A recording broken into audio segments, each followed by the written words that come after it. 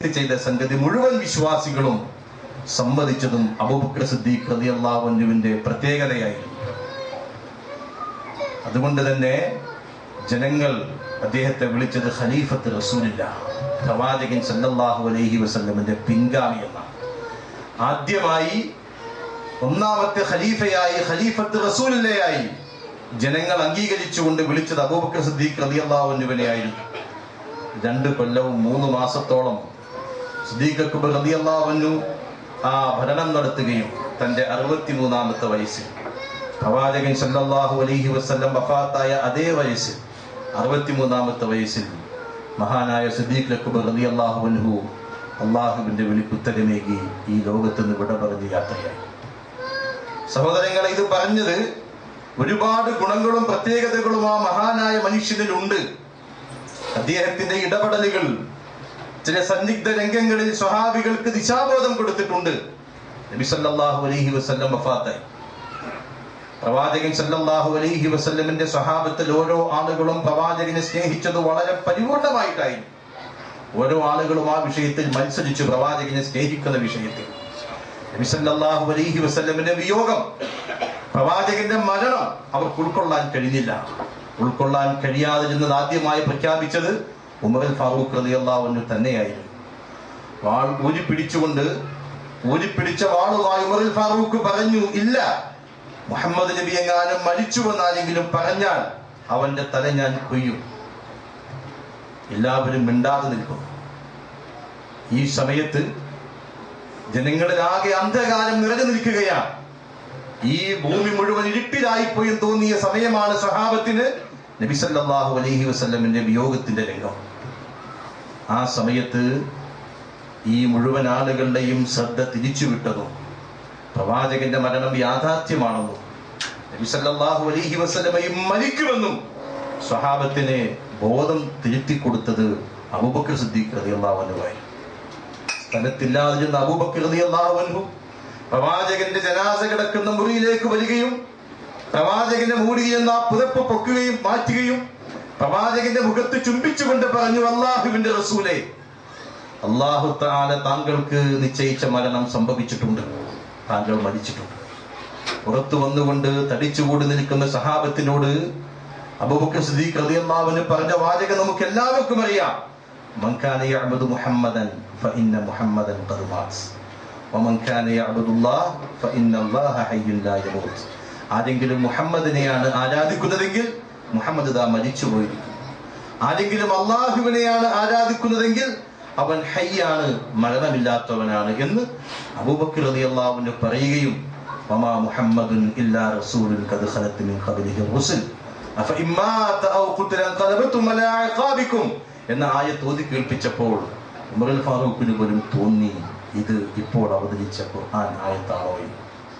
അങ്ങനെ ബോധം മറഞ്ഞ് സ്ഥലകാല ബോധം നഷ്ടപ്പെട്ട് പ്രവാചകന്റെ മരണത്തിന്റെ വാർത്ത കേട്ടപ്പോൾ സഹിക്കവയ്യാതെയാണ് ഉമർ ഫാറൂഖ് അങ്ങനെ പറഞ്ഞത്. പക്ഷേ എല്ലാവരും തിരിച്ചു വന്നു, അതെ, സത്യമാണ്, നബി സല്ലല്ലാഹു അലൈഹി വസല്ലം മരിച്ചിരിക്കുന്നു, അള്ളാഹുവിന്റെ പ്രവാചകനും മരണമുണ്ട് എന്ന് അവർക്ക് ബോധ്യമായത് ഈ ഇടപെടൽ മഹാനായ അബൂബക്കർ സിദ്ദീഖ് റളിയല്ലാഹു അൻഹുവിൻ്റെതായിരുന്നു. അപ്പോൾ സന്നിഗ്ധ ഘട്ടത്തിൽ സ്വഹാബത്ത് അന്തം വിട്ടു നിന്ന രംഗത്ത് അവരെ തിരിച്ച് ബോധത്തിലാക്കിയത് അബൂബക്കർ റളിയല്ലാഹു അൻഹുവിന്റെ ഇടപെടലാണ് എന്ന് മനസ്സിലാക്കുവാൻ കഴിയും. മക്കയിൽ അദ്ദേഹം ഇസ്ലാമാകുന്നതിന് മുമ്പ് തന്നെ അറിയപ്പെട്ട കച്ചവടക്കാരനാണ്. ആ നാട്ടിൽ എല്ലാവർക്കും ഇഷ്ടപ്പെട്ടയാളാണ്, വളരെ സ്വീകാര്യനായ മനുഷ്യൻ. അദ്ദേഹം ഇസ്ലാമായതോടുകൂടെ നിരവധി പ്രമുഖരായ ആളുകൾ അദ്ദേഹം ഇസ്ലാമിലേക്ക് കൊണ്ടുവന്നു. ഒന്നാമത്തെ വിശ്വാസിയാണല്ലോ അദ്ദേഹം. അദ്ദേഹത്തിന്റെ പ്രബോധനം കൊണ്ട്, അദ്ദേഹത്തിന്റെ സംസാരം കൊണ്ട്, അദ്ദേഹത്തിന്റെ ബന്ധങ്ങൾ കൊണ്ട് Usman ibn Affan, Talha ibn Ubaidullah, Zubair ibn Awwam, Saad ibn Abi Waqqas, Abdurrahman ibn Auf, ഇങ്ങനെയുള്ള പ്രമുഖ സഹാബികൾ ഇസ്ലാമിലേക്ക് വന്നത് അബൂബക്കർ സിദ്ദീഖിന്റെ പ്രബോധനത്താലാണ്.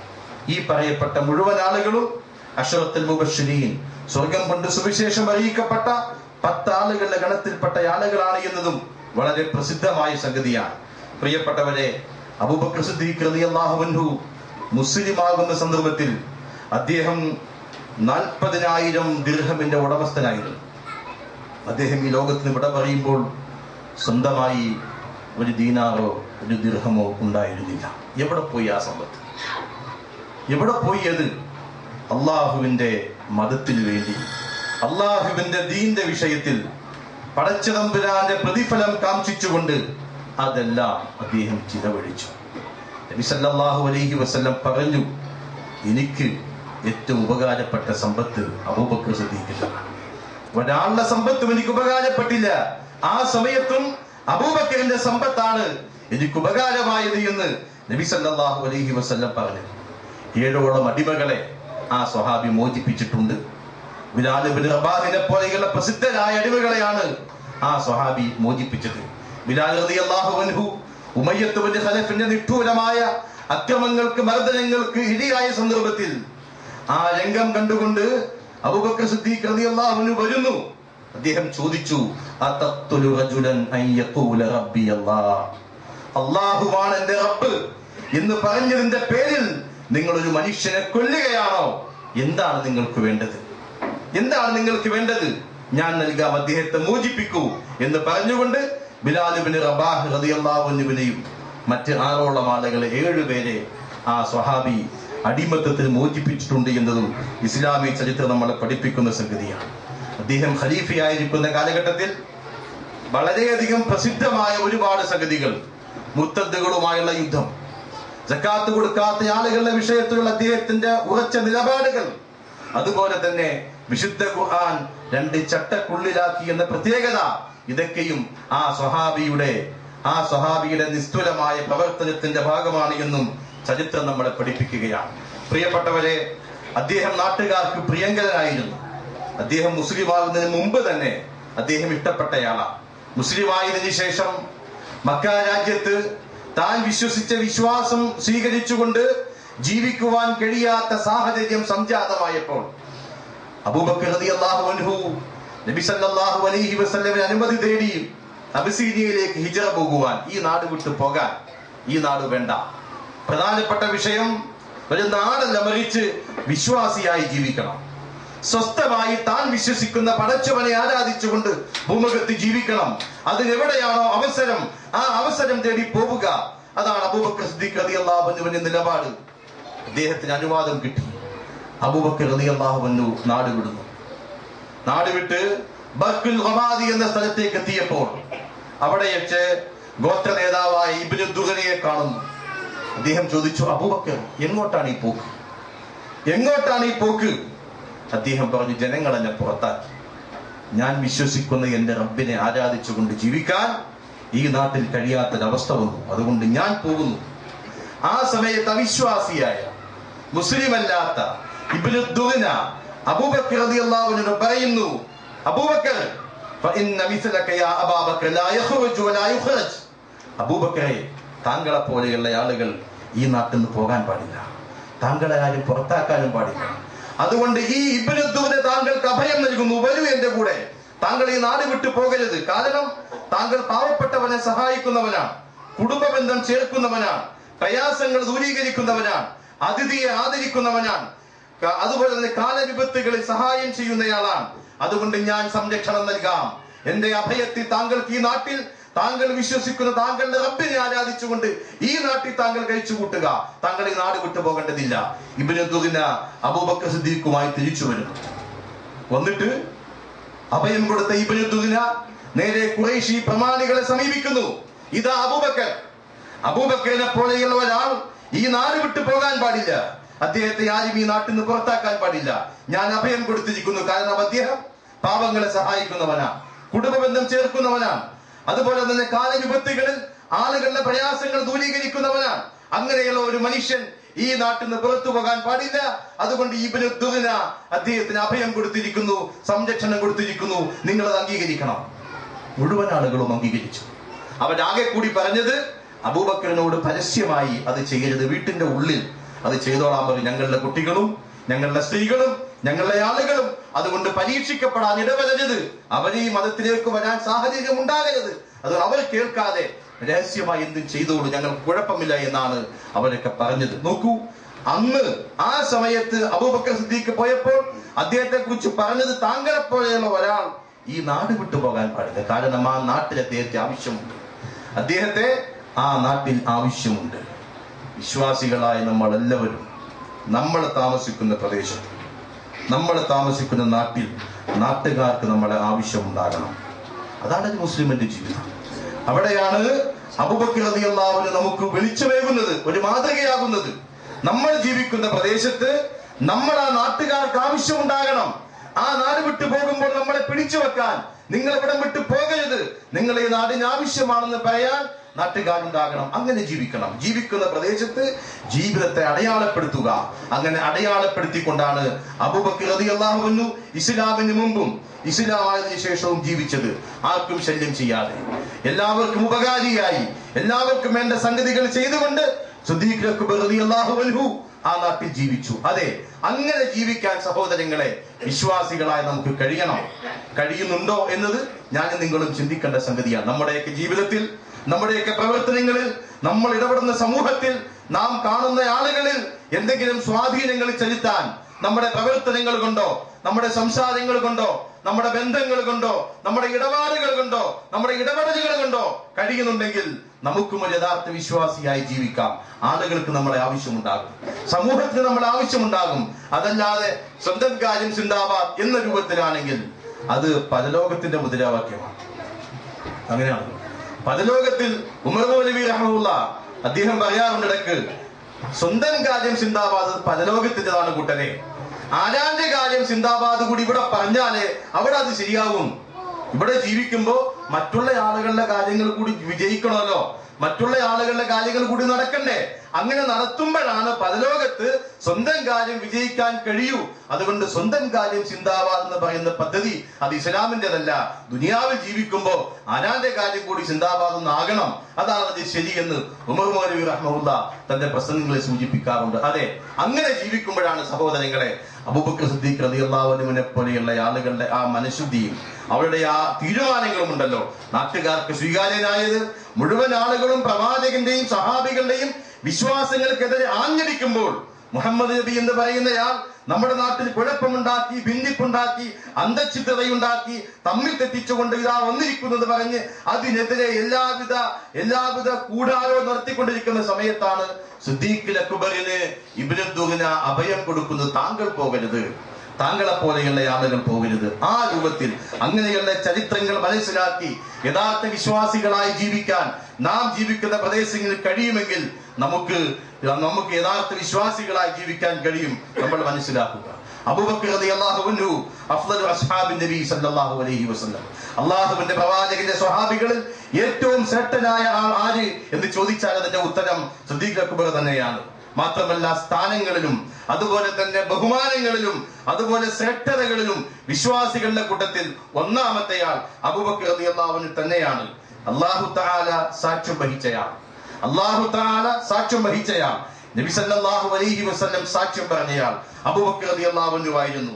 കാരണം അന്നാസുറുൽ വഹീദ്, പ്രവാചകനെ സഹായിച്ച ഏക വ്യക്തി അല്ലാഹു കഴിഞ്ഞാൽ അസ്വാഹിബുൽ വഹീദ്, പ്രവാചകന്റെ വിഷയത്തിൽ പ്രവാചകന്റെ ഏക കൂട്ടുകാരൻ അബൂബക്കർ റളിയല്ലാഹു അൻഹു ആയിരുന്നു.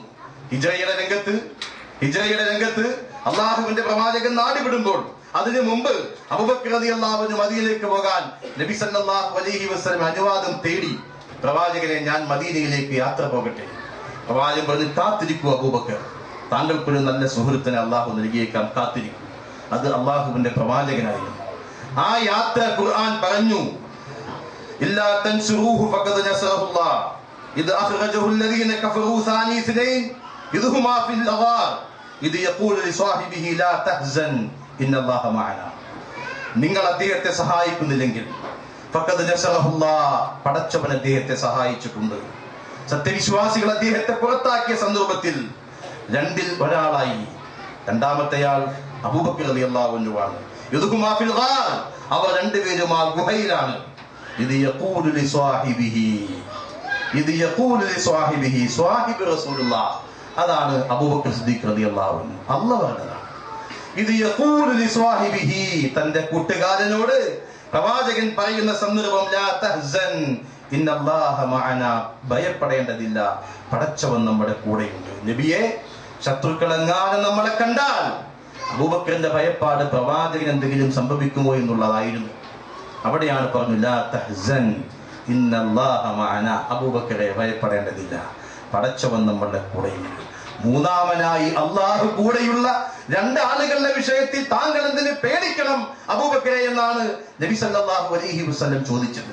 ആ മഹാനായ സിദ്ദീഖ് അക്ബർ റളിയല്ലാഹു അൻഹു, അദ്ദേഹത്തിന്റെ ആ കുടുംബമുണ്ടല്ലോ, ആ കുടുംബത്തിന്റെ ജീവിതം മുഴുവൻ ഇസ്ലാമിന് സമർപ്പിച്ചതല്ലേ? ആ കുടുംബമല്ലേ ഹിജ്റയ്ക്ക് എല്ലാവിധ ഒത്താശകളും ചെയ്തു കൊടുത്തത്? ഒരേ ഒരു കുടുംബം, പ്രവാചകൻ സല്ലല്ലാഹു അലൈഹി വസല്ലമിന്റെ ഹിജ്റയിൽ മുഴുവൻ സഹായികളായി നിന്നത് ആ ഒരു കുടുംബമാണ്. അദ്ദേഹത്തിന്റെ മകൾ അസ്മാ റളിയല്ലാഹു അൻഹാ, ഇസ്ലാമിക ചരിത്രത്തിൽ ദാത്തുൻ നിതാഖൈൻ, ഇരട്ട പട്ടക്കാരി എന്ന വിശേഷണം ലഭിച്ചത് പ്രവാചകൻ സല്ലല്ലാഹു അലൈഹി വസല്ലം അസ്മായെ വിശേഷിപ്പിച്ചത് ഹിജ്റയുടെ രംഗത്താണ്. നബി സല്ലല്ലാഹു അലൈഹി വസല്ലമയും അബൂബക്കർ സിദ്ദീഖ് റളിയല്ലാഹു അൻഹുവും ഹിജ്റ പോകാൻ വാഹനം തയ്യാറാക്കിയ സമയത്ത് അവർക്ക് ഭക്ഷണവുമായി അസ്മാ എത്തി. ആ ഭക്ഷണം ആ വാഹനപ്പുറത്ത് വെച്ച് കെട്ടുമ്പോൾ കെട്ടാൻ കയറില്ലാതിരുന്ന സമയത്ത് തന്റെ അരപ്പട്ട കീറി കെട്ടിയപ്പോഴാണ് പ്രവാചകൻ പറഞ്ഞത് ദാത്തുൻ നിതാഖൈൻ, ഇരട്ട പട്ടക്കാരി എന്ന്. അതെ, അസ്മാ റളിയല്ലാഹു അൻഹാ, ആ അബൂബക്കർ സിദ്ദീഖിന്റെ മകൾ പ്രവാചകന്റെ ഹിജ്റയ്ക്ക് സഹായം ചെയ്തിട്ടുണ്ട്. അദ്ദേഹത്തിന്റെ മകൻ അബ്ദുള്ള ആ മക്കയിൽ ആകെ ചുറ്റി നടന്ന് എല്ലാ വാർത്തകളും ശേഖരിച്ച് ഗുഹയിൽ പ്രവാചകനും വാപ്പയ്ക്കും എത്തിച്ചു കൊടുത്തത് അബ്ദുള്ളയായിരുന്നു. അദ്ദേഹത്തിന്റെ ഇടയനായ ആമിർ ഇബ്നു ഫുഹൈറ, അദ്ദേഹമാണ് ആടുകളെ തെളിച്ചു കൊണ്ടുവന്ന് ആ ഗുഹാമുഖത്തെത്തിയിട്ട് പാല് കറന്നു കൊടുത്ത് അവർക്ക് അവിടെ കഴിച്ചു കൂട്ടാൻ സൗകര്യമൊരുക്കിയത്. ഇങ്ങനെ ആ കുടുംബം അദ്ദേഹവുമായി ബന്ധപ്പെട്ടവരാണ് ഹിജ്റയുടെ വിഷയത്തിൽ നബി സല്ലല്ലാഹു അലൈഹി വസല്ലമക്ക് സഹായകമായത്. പ്രവാചകൻ സഞ്ചരിച്ച വാഹനം ഒരുക്കിയതും അബൂബക്കർ റളിയല്ലാഹു അൻഹു തന്നെയായിരുന്നു. കൂടെ യാത്ര ചെയ്തതും അബൂബക്കർ റളിയല്ലാഹു അൻഹു ആയിരുന്നു. മാത്രമല്ല, നമ്മൾ നോക്കുക, അല്ലാഹു തആല വിശുദ്ധ ഖുർആനിൽ അധികം മുഫസ്സിറുകളും വ്യക്തമാക്കിയത് ഈ ആയത്ത് ഇറങ്ങിയത് വസയജന്നബുഹൽ ലത്ഖാ അല്ലദീ യുഅതി മാലഹു യതസക്ക വമാ ലിഅഹദിൻ ഇൻദഹു മിൻ നിഅമത്തിൻ തുജ്സാ ഇല്ലാ ഇബ്തിഗാഅ വജ്ഹി റബ്ബിഹിൽ അഅ്ലാ എന്ന ആയത്ത് ഇറങ്ങിയത് അബൂബക്കറിന്റെ വിഷയത്തിലാണ്. ഇതിൽ പറഞ്ഞ മുഴുവൻ വിശേഷണങ്ങളും പൂർണ്ണമായ ഒരാൾ അബൂബക്കർ റളിയല്ലാഹു അൻഹു ആണ് എന്ന് മുഫസ്സിറുകൾ വ്യക്തമാക്കുന്നു. അപ്പോ അല്ലാഹു തആല സാക്ഷ്യം പറഞ്ഞ മനുഷ്യനാണ് അബൂബക്കർ റളിയല്ലാഹു അൻഹു. പിന്നെയോ ഒന്നാമത്തെ വിശ്വാസി എന്ന് പറഞ്ഞത് അമ്മാർ ഇബ്നു യാസിർ റളിയല്ലാഹു അൻഹു പറയുന്നു. അദ്ദേഹം വിശ്വാസിയായി വന്നപ്പോൾ അമ്മാറിന്റെ സർട്ടിഫിക്കറ്റ് അദ്ദേഹം പറയുന്നു, റഅയ്തു റസൂലുള്ളാഹി സ്വല്ലല്ലാഹു അലൈഹി വസല്ലം വമാ മഅഹു ഇല്ലാ ഖംസത്തു അബദ് വംറഅതാനി വഅബൂബക്കർ. പ്രവാചകന്റെ കൂടെ ഞാൻ കണ്ടത്, നബി സല്ലല്ലാഹു അലൈഹി വസല്ലമിന്റെ കൂടെ ഞാൻ കണ്ടത് 5 അടിമകളും 2 സ്ത്രീകളും അബൂബക്കറുമായിരുന്നു. അതെ, ഒന്നാമത്തെ പുരുഷന്മാരിൽ, സ്വതന്ത്രന്മാരിൽ ആദ്യത്തെ വിശ്വാസി അബൂബക്കർ റളിയല്ലാഹു അൻഹു ആണ്.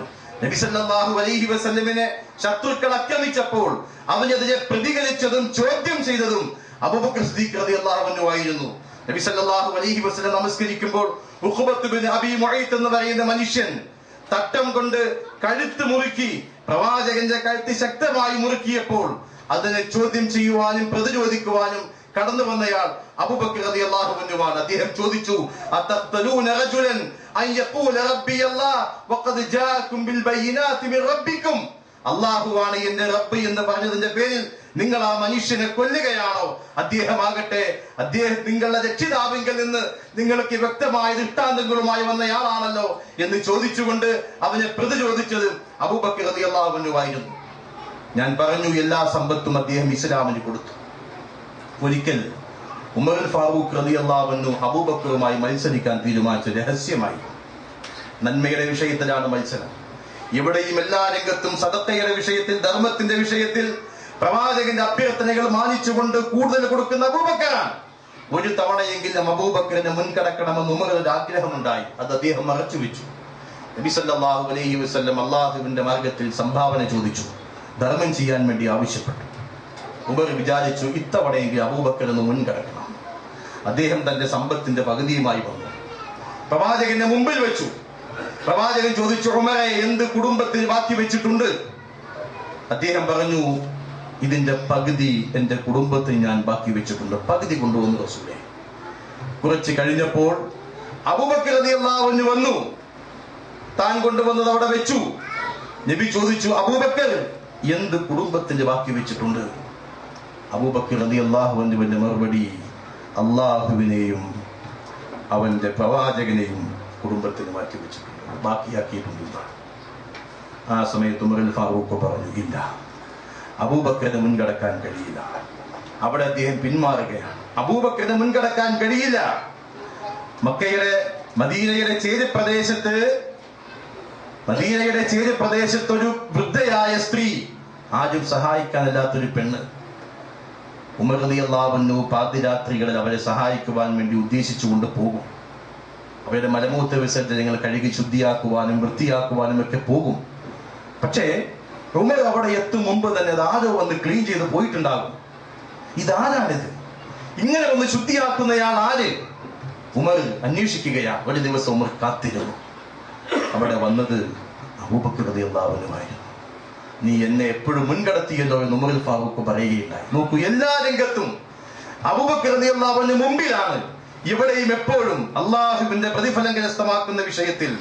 അതുകൊണ്ട് തന്നെ നബി സല്ലല്ലാഹു അലൈഹി വസല്ലം ഏറ്റവും നന്നായി കാര്യങ്ങൾ അറിയുന്നയാൾ, ഇസ്ലാമിക വിഷയത്തിൽ പ്രവാചകന്റെ സ്വഹാബികളിൽ ഏറ്റവും നന്നായി അറിയുന്നയാൾ അബൂബക്കറാണ്.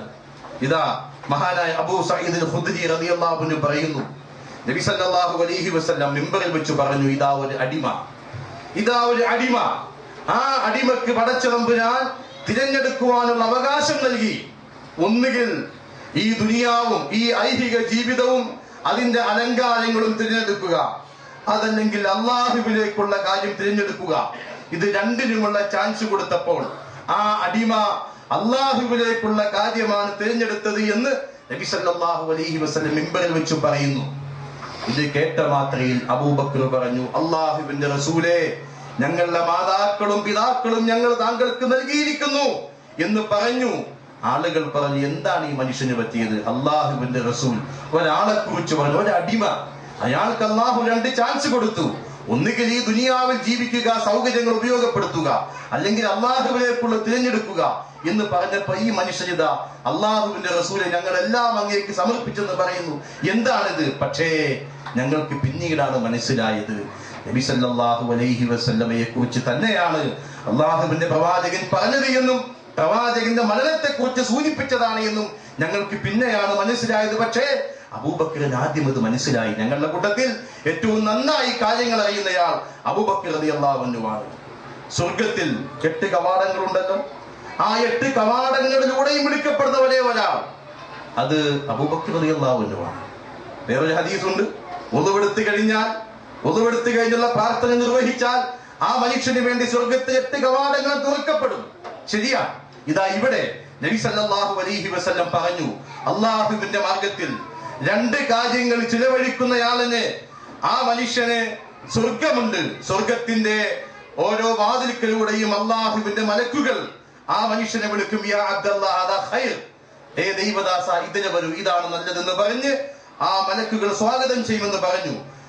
ജിഹാദിന്റെ ആൾ ബാബുൽ ജിഹാദിലൂടെയും, നമസ്കാരത്തിന്റെ ആൾ ബാബു സ്വലാത്തിലൂടെയും, അതുപോലെ സദഖയുടെ ആൾ ബാബു സദഖയിലൂടെയും, നോമ്പിന്റെ ആൾ ബാബു റിയാലിലൂടെയും ഒക്കെ സ്വീകരിക്കപ്പെടുമെന്ന് പറഞ്ഞപ്പോൾ അബൂബക്കർ സിദ്ദീഖ് റളിയല്ലാഹു അൻഹു, നബി അത് ഉണ്ടാകും, പക്ഷേ ഇതിലൂടെ മുഴുവൻ കവാടത്തിലൂടെയും വിളിക്കപ്പെടുന്ന ആരെങ്കിലും ഉണ്ടോ?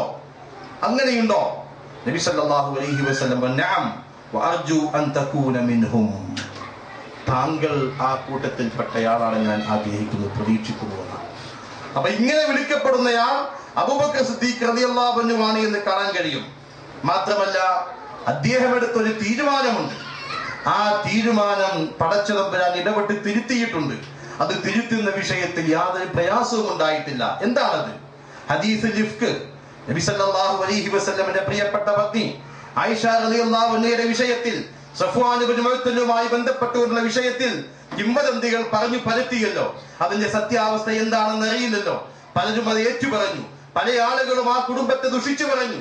ആ സമയത്ത് മിസ്തഹ് റളിയല്ലാഹു അൻഹു കൊണ്ട് ബദറിൽ പങ്കെടുത്തയാളാണ്. അദ്ദേഹത്തിന്റെ ഉമ്മയുടെ കാല് രാത്രി സഞ്ചരിച്ചപ്പോൾ, ആയിഷ ബീവിയോട് കൂടെ നടന്നപ്പോൾ കാല് കല്ലിൽ തട്ടിയപ്പോൾ മിസ്തഹിന് ശാപമുണ്ടാകട്ടെ എന്ന് പറഞ്ഞപ്പോൾ ആയിഷ തിരുത്തി, എന്താ നിങ്ങൾ പറയുന്നത്? അദ്ദേഹം ബദറിൽ പങ്കെടുത്തയാളല്ലേ? അപ്പൊ പറഞ്ഞു, അല്ല ആയിഷ, നിന്നെ കുറിച്ച് മിസ്തഹ് എന്ത് പറഞ്ഞു നീ അറിയില്ലല്ലോ. അപ്പോഴാണ് ഈ വിവരം ആയിഷ ബീവി അറിയുന്നത്. മിസ്തഹ് അബൂബക്കർ റളിയല്ലാഹു അൻഹുവിന്റെ കുടുംബമാണ്. അങ്ങനെ ഇല്ലാത്ത കാര്യങ്ങൾ പറഞ്ഞു പരത്തി മാനഹാനി ഉണ്ടാക്കിയ മിസ്തഹിന് കൊടുത്തിരുന്ന സഹായങ്ങൾ അബൂബക്കർ റളിയല്ലാഹു അൻഹു നിർത്തിവെച്ചു. ആർക്കാണ് സഹിക്കാൻ കഴിയുക? നമ്മുടെ ഒരു കുടുംബത്തെ കുറിച്ച്, നമ്മുടെ കുടുംബത്തെ ഒരാളെ കുറിച്ച് ഇല്ലാത്ത കാര്യങ്ങൾ ആരെങ്കിലും പറഞ്ഞു പരത്തി നമുക്ക് അയാൾ സഹിക്കാൻ കഴിയുമോ? അയാൾ നമ്മുടെ ചെലവിലാണെങ്കിൽ, നമ്മുടെ സഹായത്തിലോ നമ്മുടെ ഔദാര്യത്തിലോ ജീവിക്കുന്നയാളാണെങ്കിൽ നമ്മൾ പിന്നെ അത് കൊടുക്കുമോ? വേണ്ടെന്ന് വെക്കും. ഇവിടെ അബൂബക്കർ സിദ്ദീഖ് അത് തൽക്കാലം നിർത്തിവെച്ചു.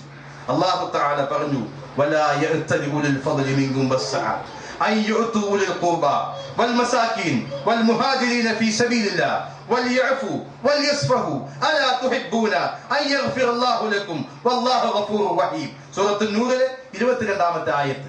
പടച്ച തമ്പുരാൻ പറഞ്ഞു, നിങ്ങളിൽ ശ്രേഷ്ഠതയും കഴിവുമുള്ള ആളുകൾ ശപഥം ചെയ്യരുത്. എന്ത് ശപഥം?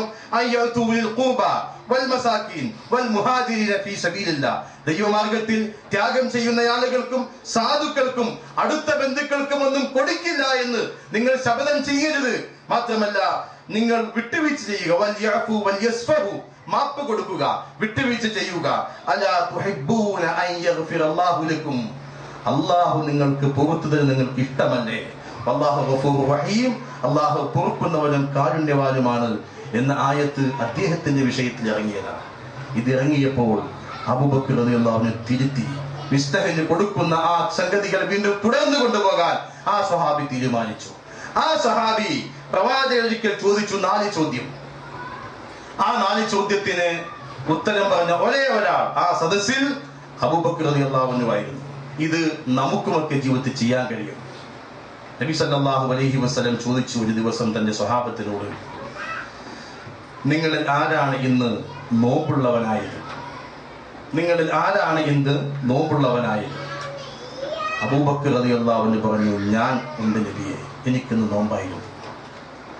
രണ്ടാമത്തെ ചോദ്യം, നിങ്ങളിൽ ആരാണ് ഇന്ന് ഒരു ജനാസയെ പിന്തുടർന്നത്? ഒരു മയ്യിത്തിനെ പിന്തുടർന്നത് ആര് ഇന്നത്തെ ദിവസം? അതിനും ഉത്തരം പറയാൻ അബൂബക്കർ സിദ്ദീഖ് ഉണ്ടവിടെ, നബിയെ, ഇന്ന് ഞാൻ ഒരു ജനാസയെ പിന്തുടർന്നിട്ടുണ്ട്. മൂന്നാമത്തെ പ്രവാചകന്റെ ചോദ്യം, നിങ്ങളിൽ ആരാണ് ഇന്നൊരു അഗതിക്ക് ഭക്ഷണം കൊടുത്തവൻ? അവിടെയും അബൂബക്കർ റളിയല്ലാഹു അൻഹു പറഞ്ഞു, അല്ലാഹുവിന്റെ റസൂലേ, ഞാൻ ഇന്ന് ഒരു അഗതിക്ക് ഭക്ഷണം കൊടുത്തിട്ടുണ്ട്. നാലാമത്തെ ചോദ്യം പ്രവാചകൻ ചോദിക്കുന്നു, ആരാണ് നിങ്ങളിൽ ഇന്ന് ഒരു രോഗിയെ സന്ദർശിച്ചത്?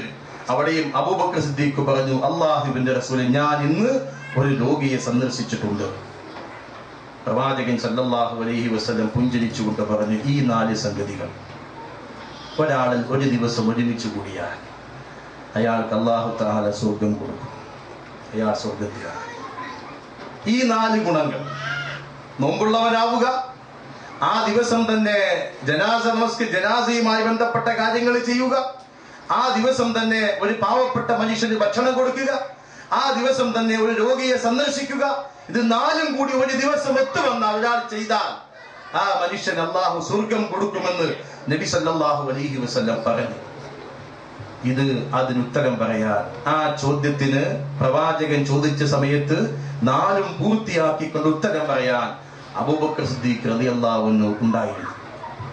ഈ കാര്യങ്ങൾ അബൂബക്കർ ചെയ്യുമ്പോൾ ഇതിന്റെ പ്രതിഫലങ്ങൾ അദ്ദേഹം അറിഞ്ഞിട്ടില്ല. പ്രവാചകൻ പിന്നീടാണ് ചോദിച്ചതും അതിന്റെ പ്രതിഫലം പറഞ്ഞതും. പ്രതിഫലം അറിയും മുമ്പേ നന്മയെ അദ്ദേഹം മുൻകടന്നു. അദ്ദേഹം നോമ്പെടുത്തു. നോമ്പ് വളരെ നല്ലൊരു കാര്യമാണ്. റമദാൻ മാസം വരുന്നു. ഒരു സുന്നത്തായ നോമ്പ്, ഐച്ഛികമായ ഒരു വ്രതം, അള്ളാഹുവിന്റെ പ്രീതിക്ക് വേണ്ടി ഒരു മനുഷ്യൻ എടുത്താൽ എന്താണ് പ്രത്യേകത? നബി സല്ലല്ലാഹു അലൈഹി വസല്ലം പറയുന്നു, ആ മനുഷ്യന്റെ മുഖത്തെ അല്ലാഹു തആല 70 വർഷത്തെ വഴി ദൂരം നരകത്ത് നിന്ന് അകറ്റി നിർത്തുന്നതാണ്. ഒരു സുന്നത്തായ നോമ്പ്, നിർബന്ധമായതോ പറയേണ്ടതില്ല. അപ്പോൾ ഐച്ഛികമായ ഒരു നോമ്പ് പടച്ചവന്റെ പ്രീതിക്ക് വേണ്ടി അല്ലാഹുവിന് കീഴ്പ്പെട്ടുകൊണ്ട് ആരെങ്കിലും അനുഷ്ഠിച്ചാൽ ഏറ്റവും നല്ലൊരു കർമ്മമാണല്ലോ നോമ്പ്. ജീവിതത്തിൽ ഒരു മനുഷ്യൻ ചെയ്യുന്ന പ്രവർത്തനം ഏറ്റവും നല്ല നോമ്പാണല്ലോ. അതേ നോമ്പാണ്. ആ ഒരു നോമ്പ് ഒരു മനുഷ്യൻ എടുത്താൽ ആ മനുഷ്യന്റെ മുഖത്തെ അത് മുഖേന അല്ലാഹു തആല നരകത്തിൽ നിന്ന് 70 വർഷത്തെ വഴിദൂരം അകറ്റി നിർത്തുമെന്നാണ് നബി സല്ലല്ലാഹു അലൈഹി വസല്ലം പറഞ്ഞത്. മാത്രമല്ല, ജനാസയെ ആരാണ് അനുഗമിച്ചത് ചോദ്യത്തിന് അബൂബക്കർ സിദ്ദീഖ് കൊടുത്ത മറുപടി, ഞാനാണ് നബിയെ എന്നാണ്. ഒരുപാട് പ്രതിഫലമുള്ള സംഗതിയാണ്. മയ്യിത്തുമായി ബന്ധപ്പെട്ട വിഷയം. ഒരു മനുഷ്യൻ മരിച്ചു കഴിഞ്ഞാൽ അയാളെ കുളിപ്പിക്കുക, അയാളെ കഫൻ ചെയ്യുക, അയാൾക്ക് വേണ്ടി നമസ്കരിക്കുക, അയാളെ കബറടക്കുക, ഇത് സമൂഹത്തിന്റെ മേൽ ബാധ്യതയുള്ള സംഗതിയാണ്. സമൂഹത്തിലുള്ള ആരെങ്കിലും ചെയ്തിരിക്കണമല്ലോ, അത് ആരെങ്കിലും ചെയ്യണം. അതാണല്ലോ ഫർദ് കിഫായ. ആരും അത് ചെയ്യുന്നില്ലെങ്കിൽ ആ സമൂഹം മുഴുവൻ അതിന് കുറ്റത്തിൽ പങ്കാളികളാകും. ആരെങ്കിലും ഒരാളത് ചെയ്താൽ ആ സമൂഹം ആ കുറ്റത്തിൽ നിന്ന് രക്ഷപ്പെടുകയും ചെയ്യും. അതാണല്ലോ ഫർദ് കിഫായ. അതിന്റെ പ്രതിഫലം എന്താ? നബി സല്ലല്ലാഹു അലൈഹി വസല്ലം പറഞ്ഞു, ഒരു ജനാസയെ ആരെങ്കിലും പിന്തുടർന്ന് നമസ്കരിച്ചു പോന്നാൽ അവന് ഒരു ഖീറാത്ത് പ്രതിഫലമുണ്ട്. നമസ്കാരത്തിന്റെ ശേഷം കബറടക്കും വരെ കാത്തുനിന്ന് കബറടക്കി പിരിഞ്ഞാൽ അവന് 2 ഖീറാത്ത് പ്രതിഫലമുണ്ട്. എന്താണ് റസൂലെ ഖീറാത്ത്? 2 വലിയ പർവ്വത സമാനമാണത് എന്നാണ്. 2 വലിയ പർവ്വത സമാനമായ പ്രതിഫലം, അത്രയും തൂക്കം, അത്രയും അളവ് പ്രതിഫലം ഇതിലൂടെ ലഭിക്കുന്നു. ഇത് നമുക്ക് ഇപ്പോഴും മനസ്സിലായിട്ടില്ല. ഇത് ശരിക്കും മനസ്സിലാക്കിയവരാണ് അറബികൾ. നിങ്ങൾ അവരെ കണ്ടിട്ടില്ലേ? ഏതെങ്കിലും ഒരു മയ്യത്ത് കണ്ടാൽ ആര് എന്ത് നോക്കാതെ വേഗം ഓടിക്കൂടും. കബറടക്കത്തിന് അവർ ഓടി വരും.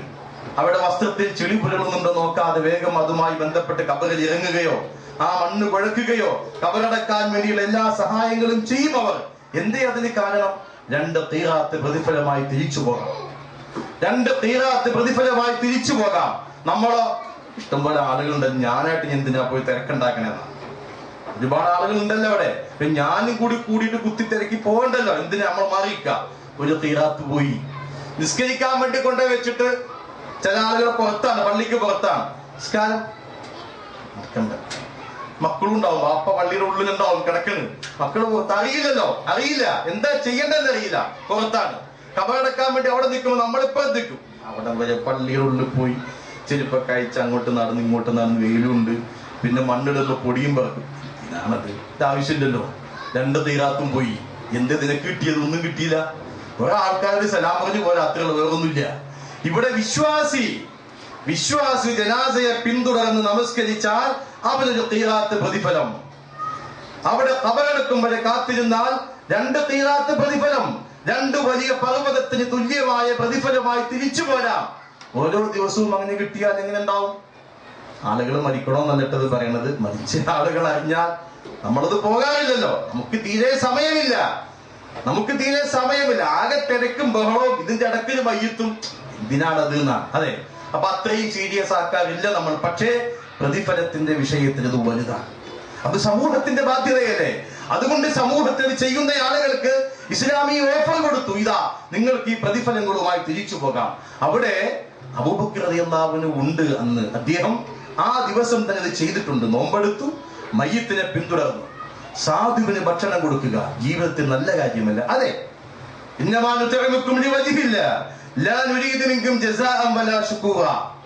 ഇതാ ഞങ്ങൾ നിങ്ങളെ ഭക്ഷിപ്പിക്കുന്നത് അള്ളാഹുവിന്റെ പ്രീതി ഉദ്ദേശിച്ചുകൊണ്ടാണ്.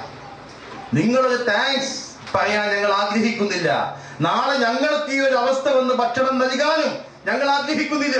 ഒരു പ്രത്യുപകാരമോ നന്ദി വാക്കോ പ്രതീക്ഷിക്കാതെ പടച്ചവന്റെ പ്രതിഫലം മാത്രം ഉദ്ദേശിച്ചുകൊണ്ടാണ് ഞങ്ങൾ നിങ്ങൾക്ക് ആഹാരം ഊട്ടുന്നത് എന്നാണ് വിശ്വാസികൾ പറയുക. ഒരു നന്ദി പോലും അവർ പ്രതീക്ഷിക്കുന്നില്ല. കാരണം നാളെ പരലോകത്ത് പടച്ചവന്റെ കോടതിയിൽ ഉണ്ടാകുന്ന അനുഭവങ്ങൾ ഭയപ്പെട്ടുകൊണ്ട് അള്ളാഹുവിന്റെ പ്രീതിക്ക് വേണ്ടി സാധുക്കളെ ഭക്ഷണം ഊട്ടുക ഇസ്ലാമിൽ വളരെ പുണ്യമുള്ള സംഗതിയാണ്. നബി സല്ലല്ലാഹു അലൈഹി വസല്ലം ഒരു ഖുദ്സിയായ ഹദീസിലൂടെ പറഞ്ഞില്ലേ, ഇതാ പടച്ചവൻ നാളെ പരലോകത്ത് വെച്ചൊരു അടിമയോട് ചോദിക്കും, ഹേ മനുഷ്യപുത്ര, ഞാൻ നിന്റെ അടുക്കൽ വന്ന് ദാഹിച്ചു വലഞ്ഞ് വെള്ളം ആവശ്യപ്പെട്ടപ്പോൾ നീ എന്തുകൊണ്ട് എനിക്ക് വെള്ളം തന്നില്ല? പടച്ചവനെ, നിനക്ക് ദാഹമോ? നീ റബ്ബുൽ ആലമീൻ, ലോകത്തിന്റെ രക്ഷിതാവ്, നിനക്കെങ്ങനെ ദാഹിക്കാൻ? ഞാൻ ഈ സാധുവായ ഞാൻ നിന്റെ ദാഹം എങ്ങനെ മാറ്റാൻ? പടച്ചവന്റെ മറുപടി, ഹേ മനുഷ്യപുത്ര, എന്റെ ഇന്നാലിന്ന ദാസൻ നിന്നോട് ദാഹിച്ച് വെള്ളം ആവശ്യപ്പെട്ടപ്പോൾ നീ എന്തുകൊണ്ട് അവന്റെ ദാഹം മാറ്റിയില്ല? അവന്റെ ദാഹം നീ എന്തു മാറ്റിയിരുന്നെങ്കിൽ അത് നിനക്കിവിടെ കണ്ടെത്താമായിരുന്നു. ഓ മനുഷ്യപുത്ര, ഞാൻ വിശന്ന് പറഞ്ഞ് നിന്നോട് ഭക്ഷണം ചോദിച്ചിട്ട് നീ എന്തുകൊണ്ട് എന്നെ ഭക്ഷിപ്പിച്ചില്ല?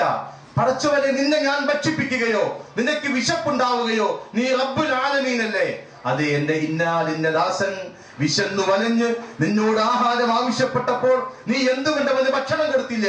അവന്റെ വിശപ്പ് നീ മാറ്റിയിരുന്നെങ്കിൽ അത് നിനക്ക് ഇവിടെ കണ്ടെത്താമായിരുന്നു. ഹേ മനുഷ്യപുത്ര, ഞാൻ രോഗിയായി കിടന്നപ്പോൾ നീ എന്തുകൊണ്ട് എന്നെ വന്ന് കണ്ടില്ല? അല്ലാഹുവേ, നീ രോഗിയാവുകയോ, നീ റബ്ബുൽ ആലമീൻ നിനക്ക് രോഗമുണ്ടാവുകയോ, ഞാൻ നിന്നെ സന്ദർശിക്കുകയോ, എന്റെ ഇന്നാലിന്ന അടിമ രോഗിയായി കിടന്നപ്പോൾ നീ എന്തുകൊണ്ട് അവനെ പോയി സന്ദർശിച്ചില്ല? നീ അവനെ സന്ദർശിച്ചിരുന്നെങ്കിൽ നിനക്ക് എന്നെ എവിടെ കണ്ടെത്താമായിരുന്നു. നോക്കൂ, ഇത് പടച്ചവന്റെ ചോദ്യമാണ്. നാളെ പരലോകത്ത് സംഭവിക്കാൻ പോകുന്ന സംഗതി നബി സല്ലല്ലാഹു അലൈഹി വസല്ലം മുൻകൂട്ടി പറഞ്ഞതാണ്. മനുഷ്യരുടെ പ്രവർത്തനങ്ങളുടെ വിഷയത്തിൽ അല്ലാഹുവിന്റെ ചോദ്യം, മനുഷ്യർ അവഗണിച്ചു കളയുന്ന വിഷയത്തിൽ പടച്ച റബ്ബിന്റെ ചോദ്യം. ഇവിടെയാണ് അബൂബക്കർ റളിയല്ലാഹു അൻഹു വിജയിച്ചത്. അദ്ദേഹം ഈ ചോദ്യത്തിന് ഉത്തരം കൊടുക്കാനോ സാധുവിന് ഭക്ഷണം മുട്ടിയിട്ടുണ്ട്, രോഗിയെ സന്ദർശിച്ചിട്ടുണ്ട്. സഹോദരങ്ങളെ, രോഗിയാണെങ്കിലും അല്ലെങ്കിലും ഒരു വിശ്വാസിയായ സഹോദരനെ ഒരാൾ സന്ദർശിക്കുവാൻ വേണ്ടി രാവിലെ പോയാൽ 70,000 മലക്കുകൾ ആ മനുഷ്യന് വേണ്ടി പ്രാർത്ഥിച്ചു കൊണ്ടിരിക്കും. വൈകുന്നേരം വരെ അയാൾ സ്വർഗത്തിലെ പൂന്തോപ്പിലായിരിക്കും. വൈകുന്നേരം പോയാൽ 70,000 മലക്കുകൾ പ്രഭാതം വരെ അയാൾക്ക് വേണ്ടി പ്രാർത്ഥിച്ചു കൊണ്ടിരിക്കും. അയാൾ സ്വർഗത്തിലെ പൂന്തോപ്പിലായിരിക്കും. നബി സല്ലല്ലാഹു അലൈഹി വസല്ലം പറഞ്ഞു. അതെ, ആ ബന്ധങ്ങൾ ഉണ്ടാകണ്ടേ, സന്ദർശനങ്ങളിലൂടെ ബന്ധമുണ്ടാകണം. രോഗിയാകുമ്പോഴോ സന്ദർശനം അനിവാര്യമാകുന്ന സന്ദർഭമാണത്. നമ്മളുടെ സന്ദർശനം, ഒരു വാക്ക്, ഒരു തലോടൽ, ചിലപ്പോൾ രോഗിക്ക് ആശ്വാസം ഉണ്ടാകാം.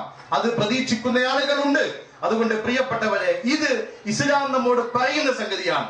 ജീവിതത്തിൽ പകർത്താൻ ഈ വിഷയങ്ങളിലൊക്കെ ഒരു ദിവസം തന്നെ ചെയ്തയാളാണ് അബൂബക്കർ റളിയല്ലാഹു അൻഹു. നമുക്കത് കഴിയില്ലേ? നമുക്കത് ശ്രമിച്ചാൽ കഴിയില്ലേ? കഴിയും. പക്ഷേ ഇത് പ്രതിഫലം മനസ്സിലാക്കാതെ പ്രവർത്തിച്ചു അബൂബക്കർ റളിയല്ലാഹു അൻഹു. ഞാനും നിങ്ങളുമൊക്കെ പ്രതിഫലം മനസ്സിലാക്കിയിട്ടും നമ്മൾ പുറകിലാണ്, പോകുന്നില്ല. നമ്മൾ പുറകിലാണ്. അത്ര മതി എന്നതാണ്. അബൂബക്കർ സ്വർഗത്തിലാണെന്ന് നബി സല്ലല്ലാഹു അലൈഹി വസല്ലം സുവിശേഷം അറിയിച്ചയാൾ. പല പ്രവർത്തനങ്ങളിലൂടെയും ഗുണങ്ങളിലൂടെയും സ്വർഗമുണ്ട് എന്ന് പറഞ്ഞപ്പോൾ അതിന് അവകാശിയായി ആളുകൾ കണ്ടത് അബൂബക്കറിനെ ആയിരുന്നു. നമുക്കോ ഒരു ഗ്യാരണ്ടിയും ഒരു എഗ്രിമെന്റും ഒരു മുൻകൂട്ടിയുള്ള ഇൻഫർമേഷനും കിട്ടിയിട്ടില്ല. നമ്മളോ പ്രവർത്തനങ്ങളിൽ പുറകിലാണ്. അല്ല, സമൂഹവുമായി ജീവിക്കുമ്പോൾ ഒരുപാട് നന്മകൾ ചെയ്യേണ്ടതുണ്ട്. ഇവിടെയാണ് അബൂബക്കർ റളിയല്ലാഹു അൻഹു നമുക്കൊക്കെ മാതൃകയായി മുമ്പിൽ നിൽക്കുന്നത്. പ്രിയപ്പെട്ടവരെ, ജീവിതത്തിന്റെ ഓരോ വിഷയത്തിലും ഇസ്ലാം നമ്മോട് ഓരോ കാര്യങ്ങൾ പറയുന്നുണ്ട്, അതിന്റെ പ്രതിഫലങ്ങൾ പറയുന്നുണ്ട്. ആ പ്രതിഫലങ്ങൾ മനസ്സിലാക്കി, ആ നന്മകൾ മനസ്സിലാക്കി മുന്നോട്ട് പോകാൻ കഴിയണം. നബി സല്ലല്ലാഹു അലൈഹി വസല്ലം ഒരിക്കൽ പറഞ്ഞ, സ്വർഗത്തിൽ ഒരു ഭവനമുണ്ട്, ഒരു വീടുണ്ട്. അതിന്റെ അകം പുറത്തു നോക്കിയാൽ കാണാം, അതിന്റെ പുറം അകത്തു നോക്കിയാലും കാണാം. ഒരു അറാബിയായ മനുഷ്യൻ, ഒരു ഗ്രാമീണനായ അറബി ചോദിച്ചു, അല്ലാഹുവിന്റെ റസൂൽ, ലിമൻ ഹിയ യാ റസൂലല്ലാഹ്, ആ മുറി ആർക്കുള്ളതാണ് പ്രവാചകരെ? നബി സല്ലല്ലാഹു അലൈഹി വസല്ലം പറഞ്ഞു, ലിമൻ അതാബൽ കലാം വഅതഅം അത്അം വഅദാമ സിയാം വസല്ലാ ബിന്നാസ് നിയാം. ഇതാ വാക്കുകൾ നന്നാക്കിയ, സംസാരം നന്നാക്കിയവനെ, അതുപോലെ ആളുകൾക്ക് ഭക്ഷണം കൂട്ടിയവന്, നോമ്പെടുത്തവന്, സ്ഥിരമായി നോമ്പെടുത്തവൻ, രാത്രി ജനങ്ങൾ ഉറങ്ങിക്കിടക്കുമ്പോൾ എഴുന്നേറ്റ് നമസ്കരിച്ചവൻ, അവർക്കാണ് ആ ഭവനം. ഒരുപാട് പ്രതിഫലങ്ങൾ സഹോദരങ്ങളെ നമ്മൾ കേൾക്കുന്നു. നമ്മൾ ആവർത്തിച്ച് പലരും പറയുന്നത് കേൾക്കുന്നു, പല ഗ്രന്ഥങ്ങളും വായിച്ചു നമ്മൾ അറിയുന്നു. പക്ഷേ ഇതൊക്കെ അറിഞ്ഞിട്ട് നമ്മൾ എന്ത് ചെയ്തു എന്നൊരു ചോദ്യം ബാക്കി നിൽക്കുന്നു. ഇവിടെ ചോദ്യം ഉണ്ടാകുമല്ലോ പരലോകത്ത്, നിനക്ക് കിട്ടിയ ഇൽമ കൊണ്ട് നീ എന്ത് അമൽ ചെയ്തു? ഒരുപാട് ഇൽമകൾ കിട്ടി എനിക്ക് നിങ്ങൾക്കുമൊക്കെ. നമ്മൾ പലപ്പോഴും ആലോചിക്കണം സഹോദരിമാരെ, സഹോദരങ്ങളെ, ഒരുപാട് സംഗതികൾ നമ്മൾ മനസ്സിലാക്കി, കുറെ ഇൽമകൾ കിട്ടി. ആ കിട്ടിയ ഇൽമ കൊണ്ട് നീ എന്ത് അമൽ ചെയ്തു? നിനക്ക് കിട്ടിയ അറിവ് കൊണ്ട് നീ എന്ത് പ്രവർത്തിച്ചു എന്ന് പടച്ചവന്റെ ചോദ്യത്തിന് നമ്മളൊക്കെ എന്ത് ഉത്തരം പറയും? ഈ വിഷയങ്ങളൊക്കെ ചോദിക്കുമ്പോൾ നമുക്ക് ഉത്തരമുണ്ടോ? ഉത്തരം പ്രാവർത്തികമാക്കി ചെയ്യണമല്ലോ. അത് ജീവിതത്തിൽ പ്രാവർത്തികമാക്കലാണ് ആ ഉത്തരം. അത് ചെയ്യാൻ കഴിയുന്നില്ല. നമ്മൾ പ്രാർത്ഥിക്കണം, പടച്ചവനെ എനിക്ക് കിട്ടുന്ന ഇൽമുകൾ ഉപകാരപ്രദമാക്കണം, അറിവുകൾ ഉപകാരപ്രദമാക്കണം, ഫലവത്താകണം. ഉപകാരപ്രദമല്ലാത്ത ഇൽമ കൊണ്ട് കാര്യമില്ല. അതെ, കിട്ടിയ ഇൽമ കൊണ്ട് നീ എന്ത് അമൽ ചെയ്തു എന്ന പടച്ചവന്റെ ചോദ്യത്തിന് നമ്മൾ ഉത്തരം കണ്ടെത്തണം ഈ ലോകത്ത് വെച്ച്. അതുകൊണ്ട് സഹോദരങ്ങളെ, പൂർവ്വ വിശ്വാസികളുടെ ജീവിതം നമുക്ക് മാതൃകയാകട്ടെ. ആ ജീവിതം പഠിക്കാൻ, അത് മനസ്സിലാക്കാൻ, അവരുടെ പാത പിൻപറ്റി മുന്നോട്ട് പോകാൻ, നല്ലവരായി, നല്ല മനുഷ്യരായി, നല്ല വിശ്വാസികളായി ഈ ലോകത്ത് ജീവിച്ച് സന്തുഷ്ടരായി ലോകത്ത് ഇവിടെ പറയാൻ നമുക്ക് കഴിയണം. ദുനിയാവിന്റെ ബഹളങ്ങളോ ഇതിന്റെ ആ അലങ്കാരങ്ങളോ നമുക്കതിന് തടസ്സമാകരുത്. നമ്മുടെ ലക്ഷ്യം സ്വർഗമാണ്, പടച്ചവന്റെ പ്രതിഫലമാണ്. അതിൽ വിജയിച്ച ആളുകളാണ് പ്രവാചകന്റെ സ്വഹാബികൾ. അതിൽ ഒന്നാമത്തെ ആളുടെ കുറച്ച് സംഗതികളാണ് നമ്മൾ സൂചിപ്പിച്ചത്. സഹോദരങ്ങൾ, യഥാർത്ഥ വിശ്വാസികളായി ജീവിക്കാൻ നമ്മൾ പരിശ്രമിക്കുക, പ്രാർത്ഥിക്കുക. അള്ളാഹു അനുഗ്രഹിക്കുമാറാകട്ടെ. നമ്മുടെ എല്ലാവിധ പാപങ്ങളും പടച്ചിലമ്പ് പുറത്ത് മാപ്പാക്കി തരുമാറാകട്ടെ. നമ്മയും നമ്മുടെ കുടുംബാദികളെയും സ്വർഗ്ഗത്തിൽ പ്രവേശിപ്പിക്കുമാറാകട്ടെ. നമ്മിൽ സാമ്പത്തികമായി കഷ്ടപ്പെടുന്ന ആളുകൾ, ശാരീരികമായി പ്രയാസം അനുഭവിക്കുന്ന ആളുകൾ, മാനസികമായി ബുദ്ധിമുട്ടുന്നവർ, രോഗം കൊണ്ട് വലയുന്നവർ, കടം കൊണ്ട് വിഷമിക്കുന്നവർ, മുഴുവൻ ആളുകളുടെയും പ്രയാസങ്ങളും ബുദ്ധിമുട്ടുകളും അള്ളാഹു മാറ്റി കൊടുക്കുമാറാകട്ടെ. റബ്ബനാ തഖബ്ബൽ മിന്നാ ദുആഅനാ ഇന്നക അൻത സമീഉൽ അലീം വതുബ് അലൈനാ ഇന്നക അൻത തവ്വാബുർ റഹീം വഗ്ഫിർ ലനാ യാ ഗാഫിറൽ മുദ്നിബീൻ വൽഹംദുലില്ലാഹി റബ്ബിൽ ആലമീൻ. അസ്സലാമു അലൈക്കും.